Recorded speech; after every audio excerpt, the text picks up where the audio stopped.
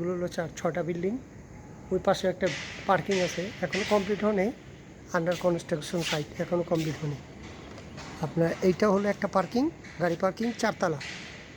ওই শেষ মাথায় এখানে প্রত্যেকটা একটা এক পাশে থাকবে 3টা করে গাড়ি দাগ দেওয়া আছে, এই যে হলুদ হলুদ দাগ দিতেছে, 1টা 2টা 3টা, এখানে 3টা করে গাড়ি থাকবে। এই বিল্ডিং একটা, এই পাশে 2টা 3টা, একটা পার্কিংয়ের জন্য 3টা করে বিল্ডিং।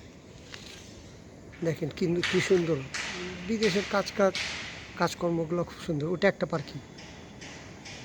এই হলো মালয়েশিয়ার সন্ধ্যা, সূর্যোদয়ের সময়, সূর্য অস্ত যাচ্ছে, ওই যে কর্নারে দেখা যায়।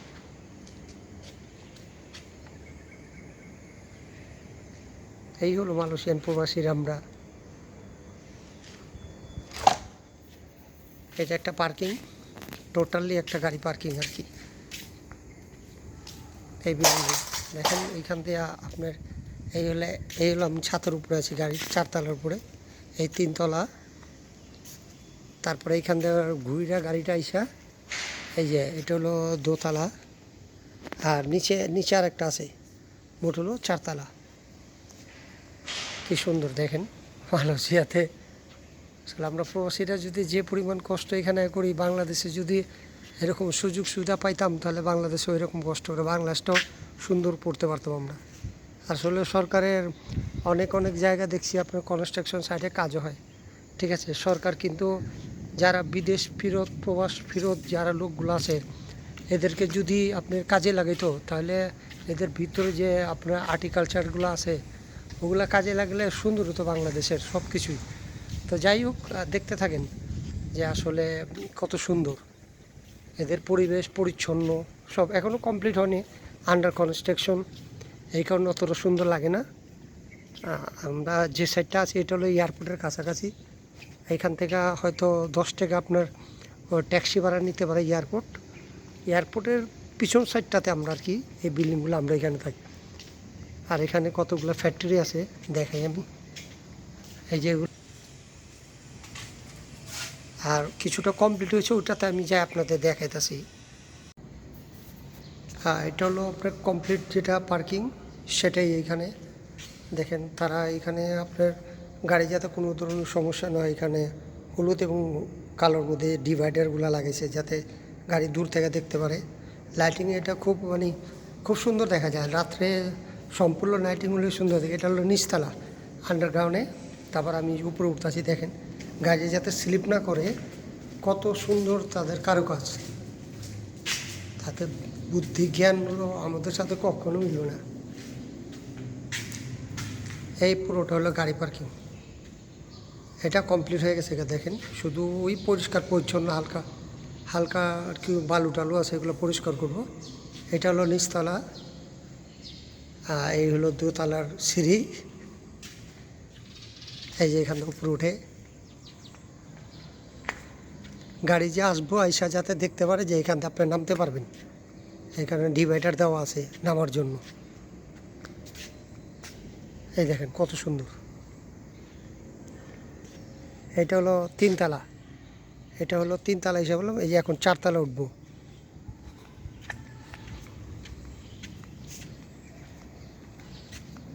এই 4 তলা উঠতেছি, 4 তলা হয়ে গেলাম, ওই যে উঠে গেলাম 4 তলার উপরে।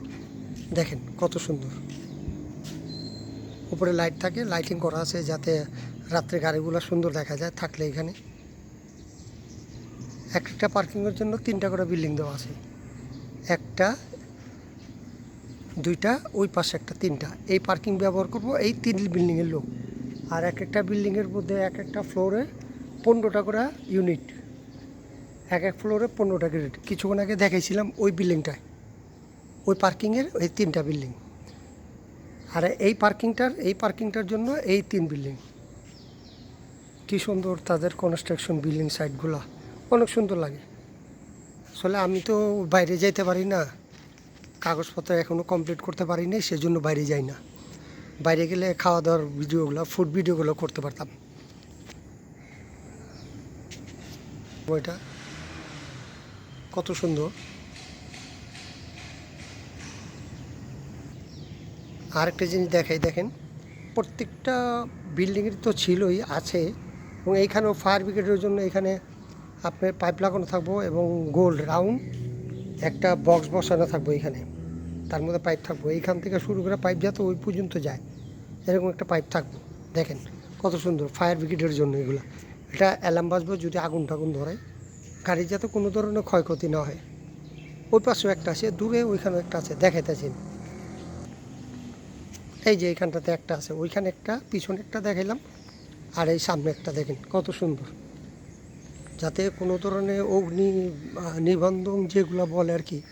আমি তো অত শুদ্ধ কথা বলতে পারি না, পুরান ঢাকার মানুষ তো, বলতে পারেন ঠিক মতো আর কি। যাই হোক, এই যে দেখেন বুঝছেন, এইখানে ব্যবহার করেছে আপনি যাতে আগুন টাগুন লাগলে পানি দেওয়া যাতে আগুন বন্ধ করতে পারে, সেই জন্য এগুলো ব্যবহার করেছে পার্কিংয়ের মধ্যে।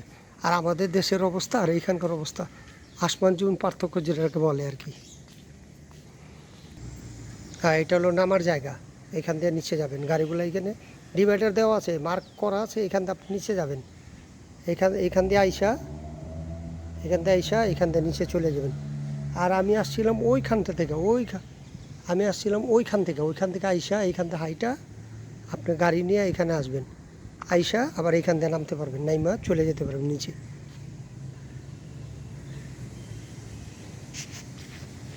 আর এই যে রাস্তার মাঝখানে দুটা ফাঁকা জায়গা আছে, এই ফাঁকা জায়গার হয়তো আপনি যদি 15 মিনিট হাঁটেন তাহলে সিনাই এয়ারপোর্ট, মালয়েশিয়ার 2-3টা এয়ারপোর্ট আছে, এর মধ্যে একটা এখানে খুব জনপ্রিয় এয়ারপোর্ট। এটা হলো রাস্তাটা, মেন রোডটা, এটা হলো মেন রোড। দেখেন কত সুন্দর পরিবেশ, ছিমছাম মনোরম পরিবেশ, কত সুন্দর। আর এখানে রাস্তা হইব, এই বিল্ডিংয়ে যারা গাড়ি টাড়ি পার্কিং করবো সাইডে, এগুলা তাদের রাস্তা ব্যবহার করার জন্য।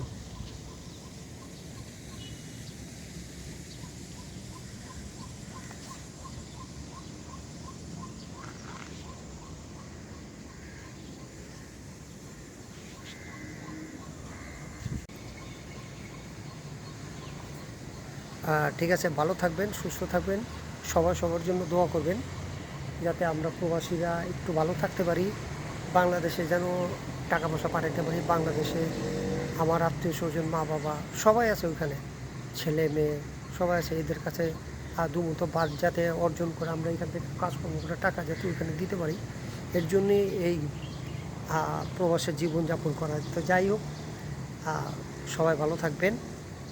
আর আমার চ্যানেলটা যদি কেউ নতুন হয়ে দেখতে থাকেন তাহলে অবশ্যই সাবস্ক্রাইব করবেন, একটা লাইক করবেন, একটা কমেন্টস করবেন। যে আমি আসলে তো বাইরে যেতে পারি না, তো বিল্ডিংয়ের ভিতরে কীরকম ওই রুমগুলা যাতে আপনাদেরকে দেখাইতে পারি, এর জন্য আমাকে কমেন্টস করে জানাবেন এবং লাইক করবেন।